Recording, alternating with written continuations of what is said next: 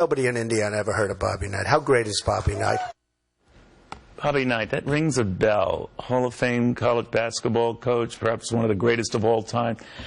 I don't know, but I do know he's here. And, Coach, it's great to have you. How you doing? Doing fine. What do you make of this? No sooner does Donald Trump gain these 1,100 jobs for these workers who would have lost them than many in the media are picking it apart, Coach. I mean, New York Times, what do you make of it? Let me tell you about the media. I spent a lot of time listening to various people in the media, and I'll guarantee you there are as many idiots as there are good people. And let's concentrate on what Donald Trump wants to do rather than what somebody that's reading a Bugs Bunny funny book thinks he ought to do. You know, there's nobody that I've ever been around in my lifetime, that's 76 years now, that has a stronger feeling about what's best for the United States than Donald Trump.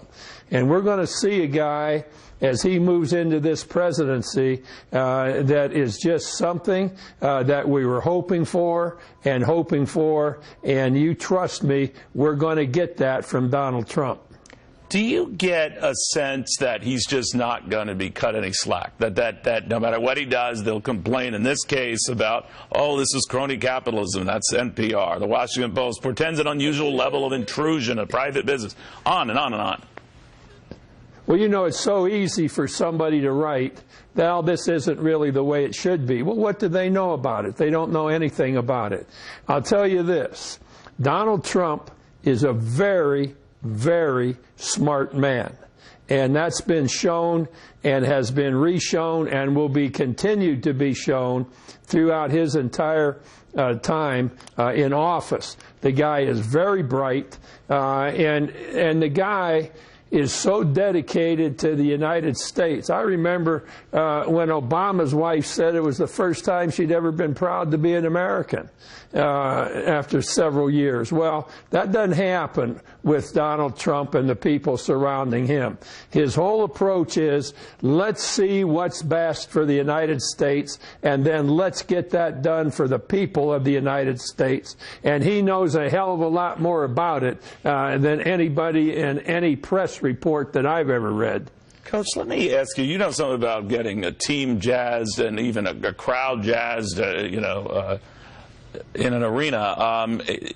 A lot of this, I think, is also getting Americans jazzed and looking forward to stuff. We've seen that reflected in the markets. They've been racing. A lot of people, are saying, hey, we have a business-friendly president. We're going to do very well. How do you avoid, even as a coach in your day, getting people cocky, getting them overconfident? I mean, what's the balance? How do you play that? Well, I think that what you do is, and the idea of you talking about coaching is a good one, because that's something that I thought went into everything that we did or anything that I was a part of with Mr. Trump.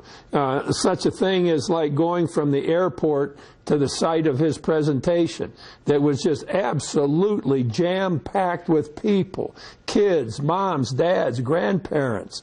And I don't think the other people ever understood the appreciation and the thinking that people had put into Donald Trump, what he talked about, what he meant, what he wanted to do, until we got into the election, and they found out this guy knows what's going on. And I think that it's just a matter of people getting a chance to see what he does and understand what he's doing. And I think they're going to find that here's a guy that's number one concern beyond anything else is the United States of America and its people. And that will be shown very quickly through his selection for military people and how our military will be not only treated, but how they will be thanked for what they've done and what they've accomplished on our behalf. Right.